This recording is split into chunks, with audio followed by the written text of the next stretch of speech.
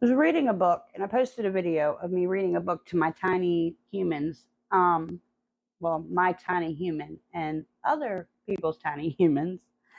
Um, and in the back of this book, it says it goes through the days of the week and how, Sunday is Soul, Monday's named after Manny, Tuesday Tyr, Wednesday Woden's Day, Thursday Thor, Friday Frigg or Freya, Saturday Saturn.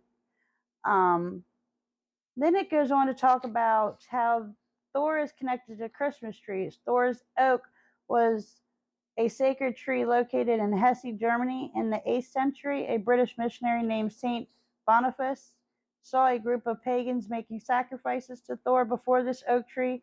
He wanted to convert the pagans to Christianity by showing them that his God was greater than Thor. So Boniface cut down the tree and used the wood from the tree to build a church.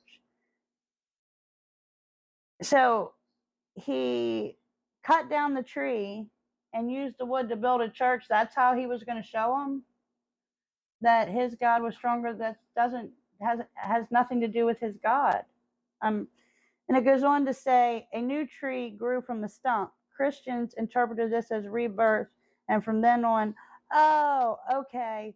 So he cut down the wood, built a church with it, left the stump there. A new tree grew out of the stump.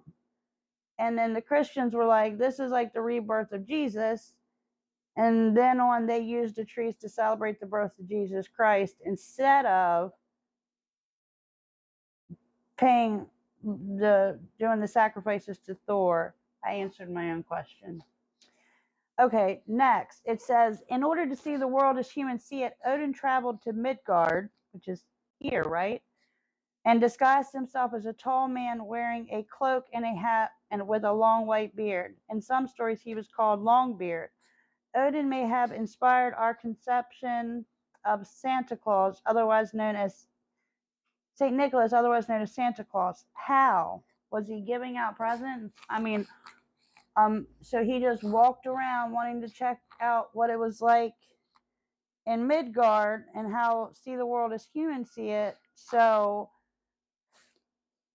he came down here and acted like a human, pretended to be a human, and because he had a long beard, they thought he was Santa Claus. I don't understand. I know I should do the research myself, and I know that's what y'all going to tell me, to look in this book and read this and read that. Can somebody just explain it to me, please? Please. But it is. Are you going to explain it to me? Oh. But this is a really nice book. It's called T is for Thor, and if you want to hear it, I read the story in my last video, but it is on Amazon, and it wasn't that expensive. Ooh, and it's something that I thought that I could read to my tiny human, to kind of get him familiar with it.